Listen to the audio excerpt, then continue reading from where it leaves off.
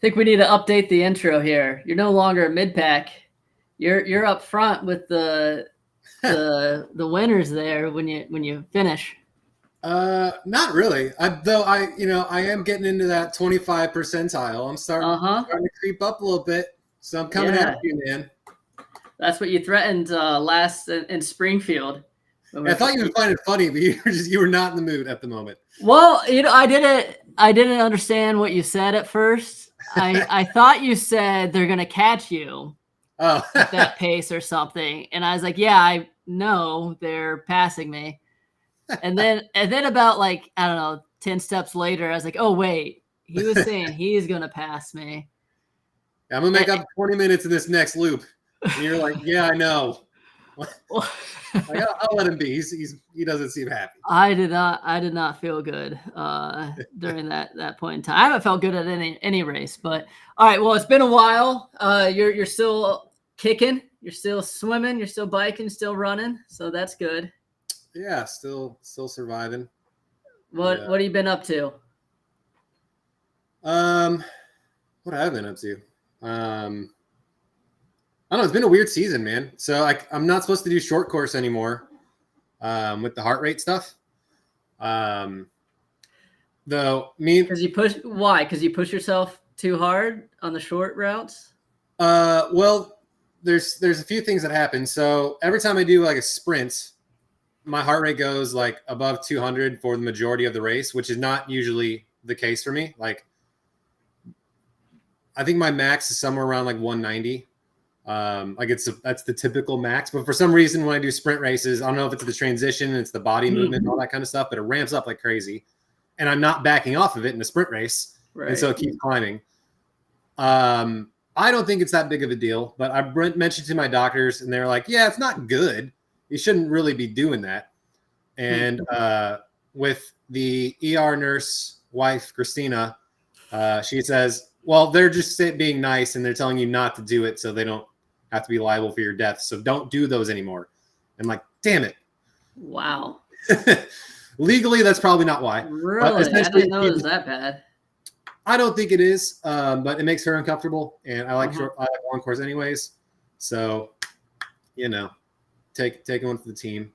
But anyways, it just means I'm racing exclusively long races and less of them.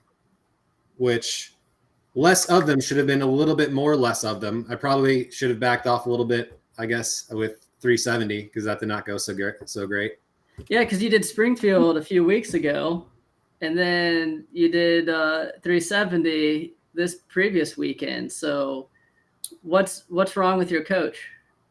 Well, the idea was that it's purely a training race. Okay. And so when I did the swim was easy effort. It was just like get some open water experience because I just don't swim enough. And it was also a test to see, can I, behave myself and bike at a 70.3 at the pace I'm supposed to? And how can I find strategies that work for me to do that? And I nailed those things.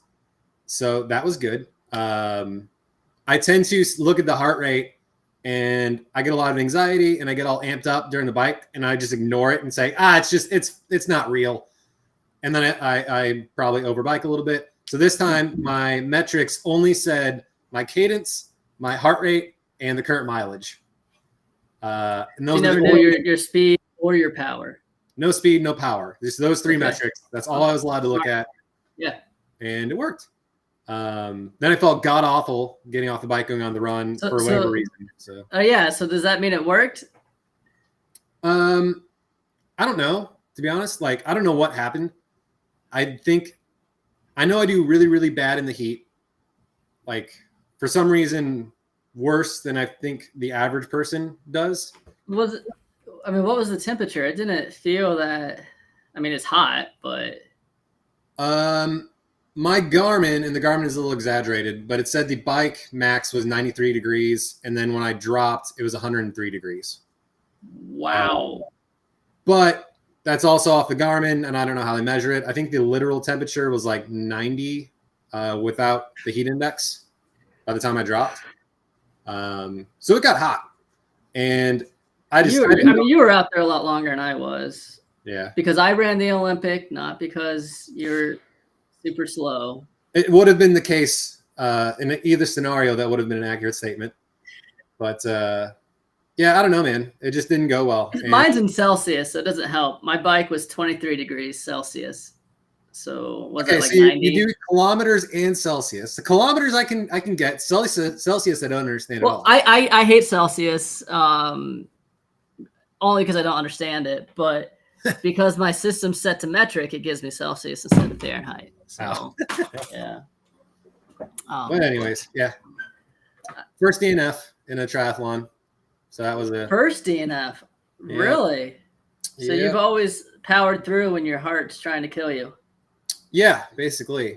You are that picture of Bane breaking Batman's back when he says, "What I wondered what would break first, your spirit or your body?" Underwater. Yeah. Yeah. I think about that quote a lot. I do too. That's like the Iron Man quote, I think. But yeah. So I'm jealous of you because your spirit. Your body would break before my spirit breaks before my body breaks. So I'm your body just lasts longer though. That's not fair.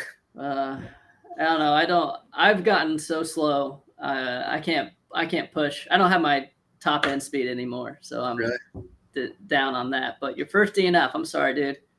I spent about an hour thinking, am I supposed to be strong today and like resilient, or should I be smart and focus on what's happening in 4 weeks? Because that's more important. And I'm what's happening in 4 weeks? In 4 weeks, that's the big race. That's the Dirty Mitten.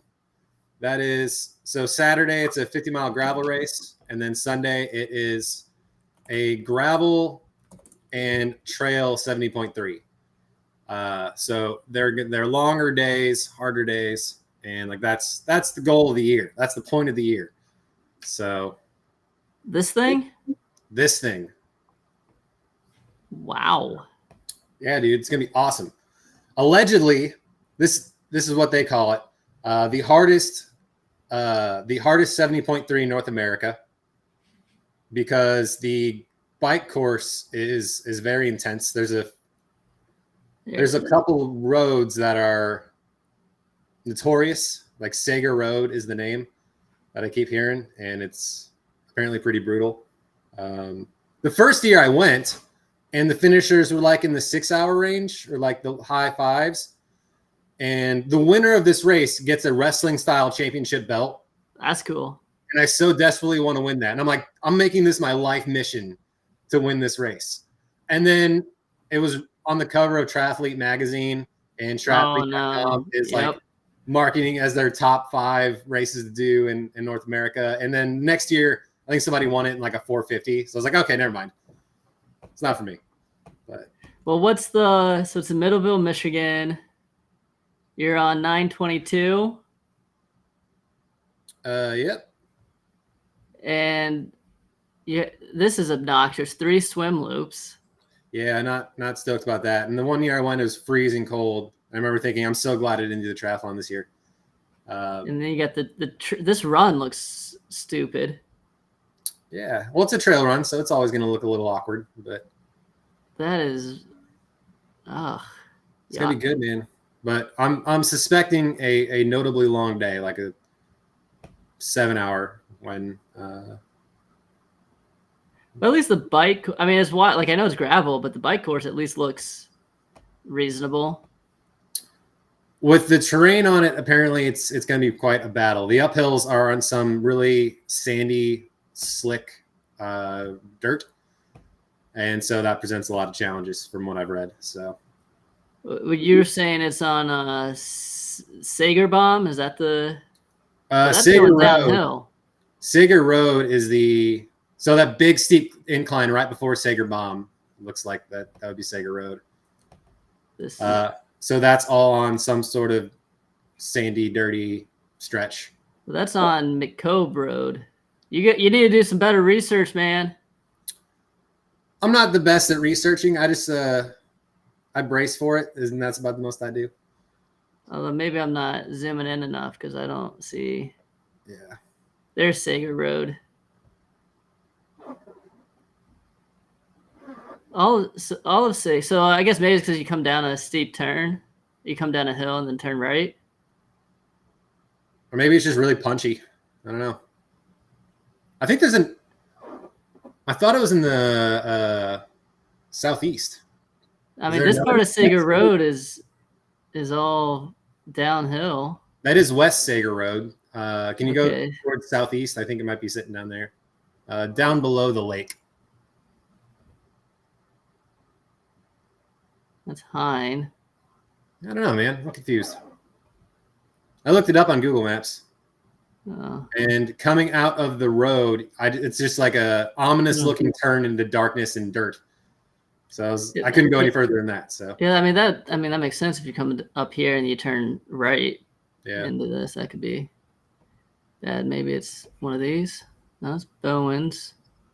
Interesting. Well, where are you in Michigan? Just south of Grand Rapids. So we're last time I went up there, I stayed at an Airbnb, which was super awkward because it was like I rented a bedroom at this dude's house and the dude never was there. Well, why is that awkward? That sounds perfect. Well, yeah, but he wasn't there at any point during my stay. And I just got a little uncomfortable. Like, you know, the theory where people in gas stations put up cameras and don't put anybody up front? No. People there's this idea that if there's nobody at the cash register, people are like better because they get nervous that somebody's watching them through a camera or something. So you felt like you're being spied on? Yeah, I was like, something's going on here. Don't watch any of those YouTube videos about how to look for webcams and stuff in your bedroom. Oh, I snoop around. I make sure. Or maybe you should. I look around. But. All right, so you got the dirty double. Oh no, the gravel. Why is it called the dirty double? Is that something different? It's a gravel weekend. So Saturday's a ride, Sunday's a triathlon. So right, that's the other part of it. I'm doing a 50 miler on Saturday, and then the 70.3 on Sunday. So you're doing both. The intent is survival, not high speed racing. So wow, should be a good time. No. Well, different definition of fun, right? We went through those before. Okay. If it wasn't on gravel, I probably wouldn't be like as stoked about it. But something about gravel and trail just makes it sound so much more interesting. So. Oh man, you're a different breed than me. I'll give you that. Well, that's my year, man. What are you up to? What do you got going on? I don't know anymore. Don't know. I got 2 races left. I got my 70.3 in Michigan as well, in Frankfurt on the week before yours, on the 14th. Nice. And what's your intent there? I don't have an intent, and I think that's part of the problem is I'm just racing these races with no objective. Yeah, I mean, like that's probably my B race, I guess. My full distance is well, I don't know yet. It was going to be in November, and I was going to do Arizona again, but now my daughter has a recital that weekend, and coach hasn't told me which long distance he'd rather me do instead. So I have to decide if I'm missing the recital and going alone or doing a different race altogether. And that's kind of like, there's not a lot left that time of year. What are your coach's metrics for what race you want to be doing? Like what are his I don't think he has any metrics. I should ask him. I want to do one that's cold, and Arizona is hot. So I do much better when it's 30 or 40 degrees out. So I was looking for something up north, but there's none. I'm the only person who wants to do that. So there's all the north races are in the middle of the summer, and then all the south races are in the end of the year. So it's always 80 degrees somewhere, I guess. Yeah. When I was looking at races in December, it was like Florida and Southern California, and it's like 90 degrees. So you got to sit on a trainer in a room with a heat machine just to try to. Well, I think I'm getting a little better with the heat. Like it doesn't seem to bother me as much anymore for training, but like it's bothering my performance. Like I'm not. Yeah. How do I look for races? I don't. It's all the 78.3 junk. I was gonna say, good luck trying to use this website. I don't. We've talked about my position on bashing companies in public, and I'm not. I will happily bash Ironman's poor web development ability. The site is unusable. Drives me crazy. All right, so so there's Sacramento, 70 and 65, but it's a river swim. I'm like really opposed to river swims. Really? Why's that? Well, I don't think it's like a fair representation of my swim. I understand like it's even for everybody because everybody has the benefit of it, but it doesn't tell me if my swim regime has been effective. Yeah. I see. Yeah, well, Florida. Man, Springfield, dude. I'm astounded by your performance at Springfield. Yeah, that was weird. I still think it's I don't know how that happened because then this past weekend I swam a little like a 150 per 100, and in Springfield I was like 140, 135 per 100. Yeah, something like that. And I know we had wetsuits, so that's going to help, but I don't know if it gives you 15 seconds per 100 type of help. I did look up your Strava segment on it versus mine, and I think you just swam well, like positioning wise, because I added probably an extra 200. Oh, did you drop? No, I'm here. You were talking, so I was going to give you the focus. Yeah, I probably added 200 yards or so over yours. Yeah. And I think so too. And like, I wonder if people were going to give me a hard time about it because the Springfield's, I wonder if I should like try drawing it, but the way when you come out in Springfield, it's basically the letter most people went straight to the buoys, but the course was actually kind of like turning off that way. So if you go straight from the dock, if you just go straight, you're going to hit the course, but everyone kind of swerved to the left right away. And I passed 10 people in the first 200 just by getting a straighter line. That's interesting. And then after that, there's one guy kind of in front of me. So I was able to ride his feet for a little bit, but he was still faster than me.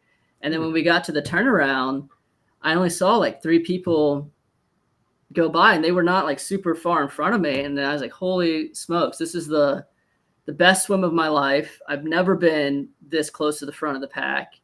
And that's when I was really like, man, I might do something. My wife's calling me. I'll be right back. Sure. You're on live television. What? I'm streaming right now. What can I do you for? Oh, sorry. I'll talk to you later. Okay. Bye. So yeah, anyways, I guess I got a better line than Springfield. But Springfield, here's what I was thinking while I was swimming in Springfield, among many things. But the anklet bracelet thing, I think slows you down. And when you have a wetsuit on, it's underneath my wetsuit goes over it. So it's like streamlined. I don't have that restriction. So I think that really is what slows me down compared to when I have non-wetsuit. I didn't consider that. Well, I don't remember. What was your question? What's going on? All right, so I got Frankfurt in a few weeks, and then trying to figure out what my full distance is.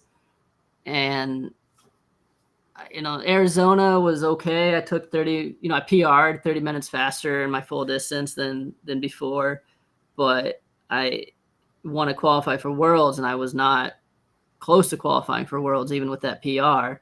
So it's I'm going to have to do a lot better, and I don't think I'm going to do a whole lot better in a hot environment. I think I need to be in cold and dry.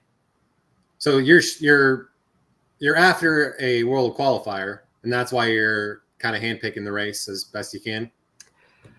No, I should do that. That's the reasonable thing to do. If I was handpicking a race, I'd pick the one that's like right the weekend before Worlds or the weekend after Worlds, because then there's anyone who qualified for Worlds is not going to be in that one. So that should be the easy race. That makes sense. This was just timing. Like I wanted to have a decent build up to the race, and being ill until like February, March or April this year to get 6 months of training in, and kind of just put me at October, November for the race. So that's the rationale to it. And yeah. Gotcha. Yeah, I don't know what else is out there, man, but there's nothing here. I'll go back and show you. So you got it's hot. Yeah, Cozumel, which I also don't want to do because everybody does Cozumel. There's a Canadian, I think they actually did this one already, but it says TBD. And then we're in 2025. So this is kind of the last race on if I'm not doing Cozumel. If I wanted to do Europe, I think there's Wisconsin sold out, and Wisconsin is the race I qualify for Worlds at. So it does hold a very warm place in my heart. But like Europe isn't too, I mean, Europe's much closer to the temperatures. You got Portugal is October 19th, and then May. So yeah, I mean, we're nearing the end of the season.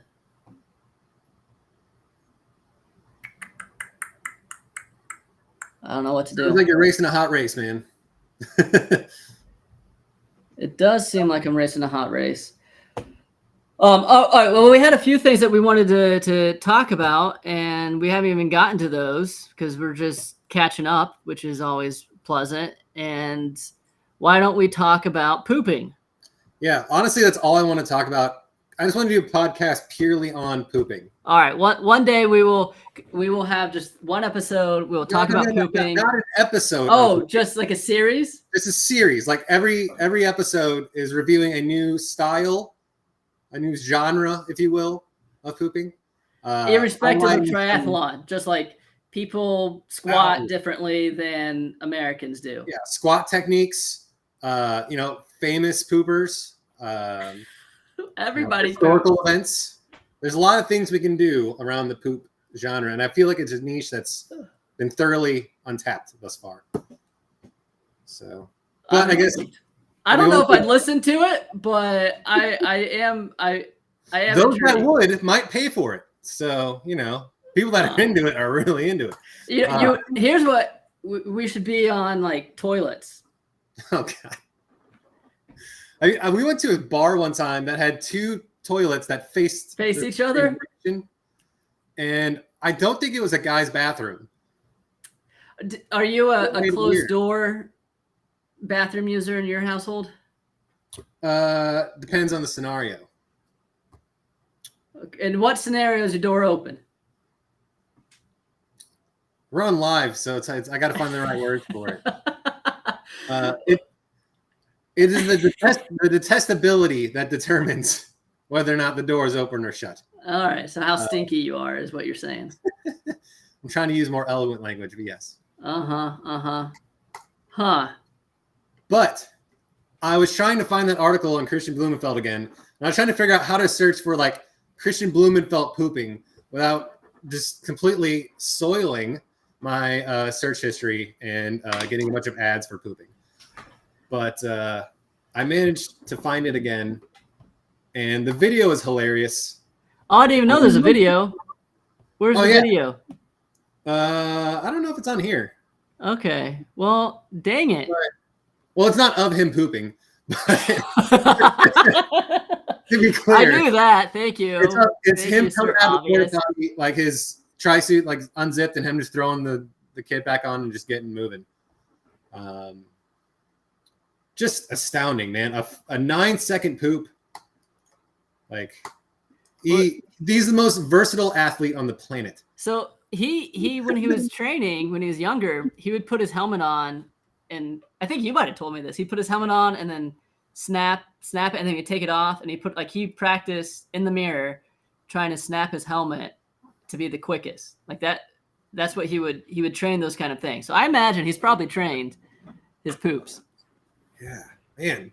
We need to ask Lionel Sanders. We need to get Lionel and Blue on an episode and have them tell us that. But so yeah, he was keeping track of it. So I had, speaking of Wisconsin, that was the only time I pooped in a porta potty during a race, and I knew I was losing time, but I didn't even think to like look at my watch and see like how long is this going to in whatever. Yeah. And he said he was like looking at it, he's like 9 seconds, and then he's trying to decide, am I going to keep peeing or not? It has, geez Louise, that's a lot going on for, what did he say, 25 seconds in total? Yeah, it's a lot happening. He definitely didn't wipe, which, you know, I feel like that's a dangerous move, right? Like it seems like you're gonna have some really bad chafing and. Well, you know, I guess chafing is probably an issue, but he's already about halfway through the run, so I think he'd be okay. But I mean, I think people get what's it when you brown stains or whatever on your undies because they fart and then like some stuff comes out. Yeah, mine's always.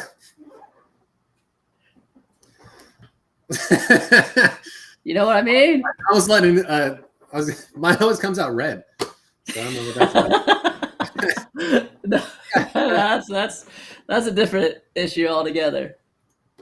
But I would have pooped and I would have not finished peeing. I would have gotten out and then started peeing. During the run. Yeah, I pee during the run all the time already. So whatever. I don't feel like I'm like I got some friends who don't feel comfortable like going into the bathroom in public and stuff like that. I'm not a shy, you know, I'm not a shy excreter, you know, but I can't seem to pull it off on the bike, and I'm astounded you could even consider doing it during a run. The run is embarrassing, and so I have a guest over, and he just did I think we'll have him as a guest next episode, but he just finished Ragbri, and he was asking me like, how do you pee? Like, do you know, the longest ride he did was like 100 miles and Ironman's 112. He's like, so what do you pee? And I was like, yeah, pee on the bike or whatever, but mostly on the run. Like it's hard to pee on the bike because there's so much pressure on the tube that urine comes out of, whatever it's called. And so you have to like learn that word. Parenthia, I don't know. And you have to all the doctors watching this episode are laughing at us now. And so I have to like stand up, but I can't stand up long enough. So I have to like sit down, stand up, sit down, stand up on the bike. And in Springfield, the only time I got past was coming out of the transition onto the bike. And I don't know, for whatever reason, I didn't pee while I was swimming. I mean, that's the problem with the wetsuit. When you pee in the wetsuit, then it all like comes up. Stays with you. There's not a lot of places for it to come out, and it tends to come out at your head. And I don't know, I didn't get around to peeing on the swim. It was so fast. And then I was standing up and peeing, and I was like, I felt terrible for the guy behind me who probably like there's just waves of, hopefully he thought sweat flying off of me. And then he passes me because I'm doing this weird up, down. And I'm like, okay, well, bye. And well, actually he said something about like, let's work together to bridge the gap. And I was like, okay. And so he's in front for a little bit.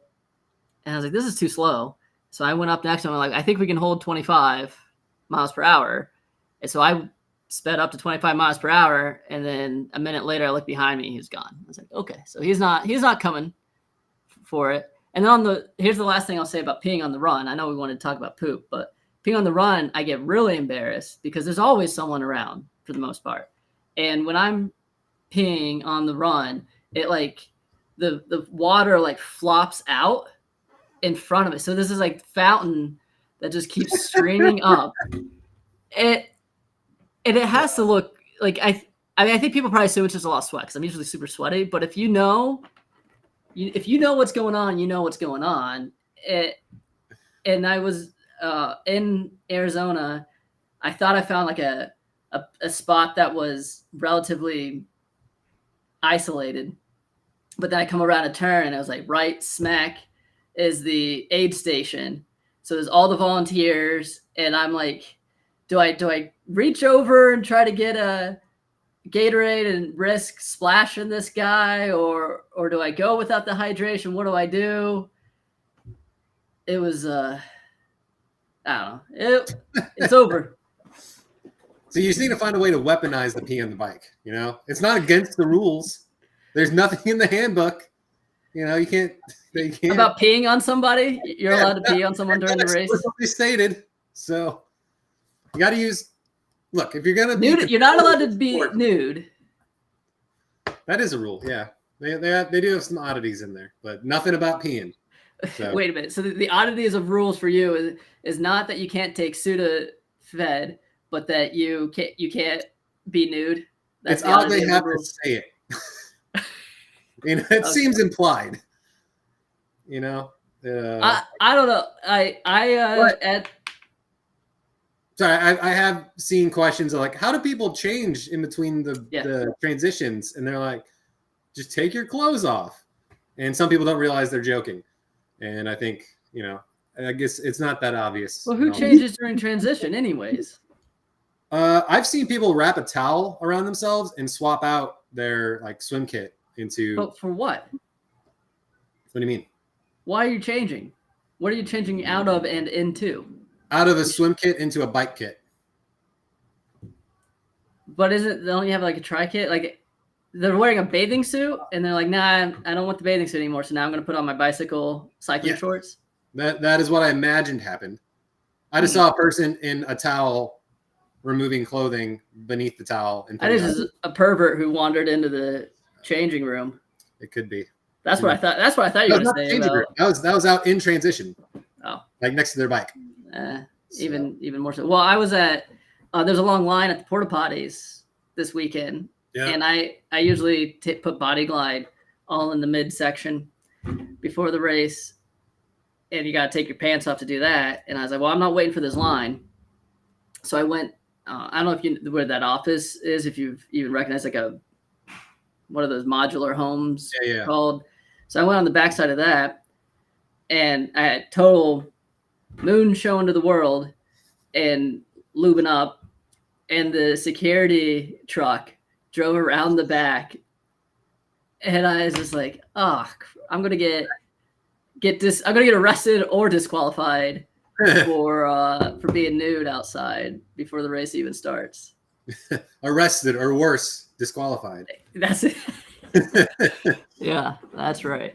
All right, well, we definitely have gone on for too long. We barely talked about poop. And we didn't. I think we covered enough poop. I think we're okay. We covered it. Well, you're contradicting yourself. You can have a whole series of a podcast episode.